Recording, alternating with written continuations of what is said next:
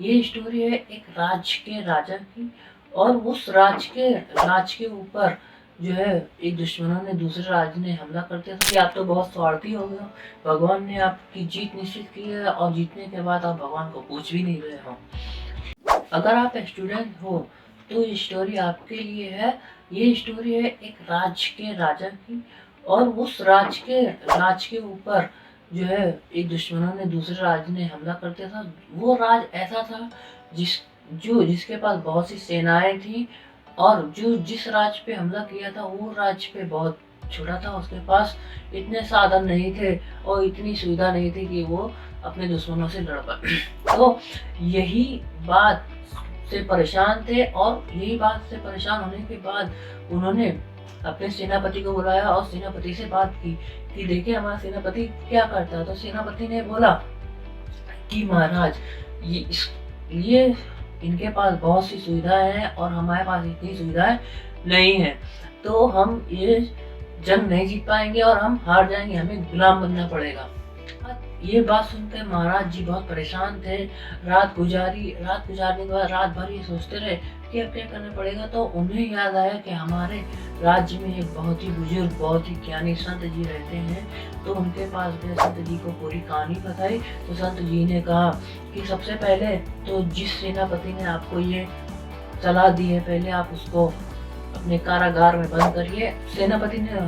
सेनापति को बंद करने के बाद राजा ने बोला, मेरी सेना कौन लड़ेगा, मेरा सेना को नेतृत्व कौन करेगा। तो संत जी ने बोला कि आपकी सेना का नेतृत्व मैं करूंगा।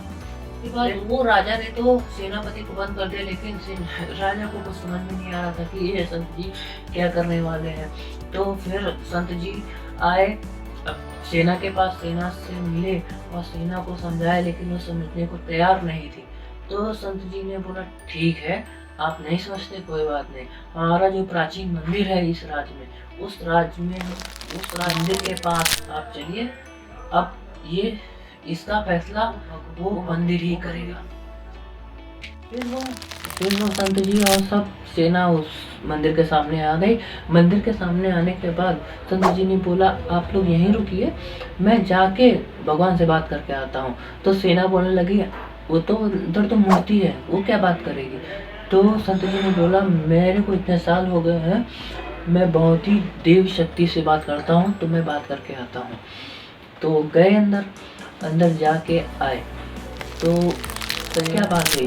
तो संत जी ने बोला, भगवान बोल रहे हैं, ठीक है, अगर इस मंदिर में रात में अगर उजाला हुआ तो आप जंग जीतोगे, अगर नहीं हुआ तो हम फिर लड़ाई नहीं करेंगे।